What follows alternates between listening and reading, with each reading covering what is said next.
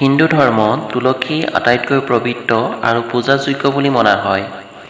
সকলোৱে জানে যে তুলসী ঘৰত থাকিলে ধনাত্মক শক্তি ঘৰখনত প্ৰদান কৰে।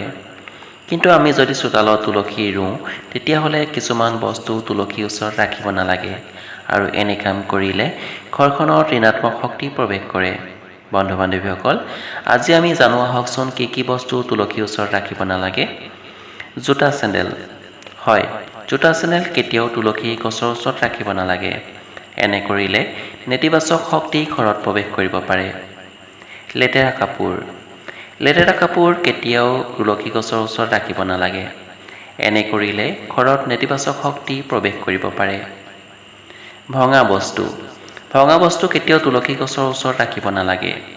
এনে কৰিলে ঘৰত ধন সম্পত্তি নাটনি হোৱাৰ সম্ভাৱনা থাকে। জাবৰ। তুলসী গছৰ ওচৰত কেতিয়াও জাবৰ ৰাখিব নালাগে। তুলসী গছৰ ৰোপণ কৰা ঠাই সদায় পৰিষ্কাৰ কৰি ৰাখিব লাগে। ঝাৰু। ঝাৰু কেতিয়াও তুলসী গছৰ ওচৰত ৰাখিব নালাগে আৰু এনে কৰিলে ঘৰত দৰিদ্ৰতা আহে। তুলসী গছ কেতিয়াও ঝাৰু দি সাৰিবও নালাগে। যদি আপুনি এনে ভুল কৰে তেনেহ'লে মা লক্ষ্মী ঘৰৰ পৰা আঁতৰি যাব পাৰে। কাঁইটীয়া গছ। কাঁইটীয়া গছ কেতিয়াও তুলসী গছৰ ওচৰত ৰুব নালাগে। এনে কাম কৰিলে ঋণাত্মক শক্তি ঘৰত প্ৰৱেশ কৰিব পাৰে। গণেশ মূৰ্তি। তুলসী গছৰ ওচৰত ভগৱান গণেশ মূৰ্তি ৰাখিব নালাগে, কাৰণ ভগৱান গণেশে তুলসীক অভিশাপ দিছিল।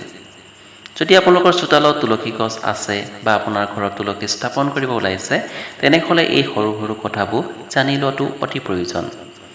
এনে নিয়ম মানি চলিলে ঘৰখনত কেতিয়াও দুখৰ পৰিৱেশ নাথাকে। ধন আৰু টকা সম্পৰ্কীয় সমস্যা আপোনাৰ ঘৰত নাথাকিব। ধন্যবাদ।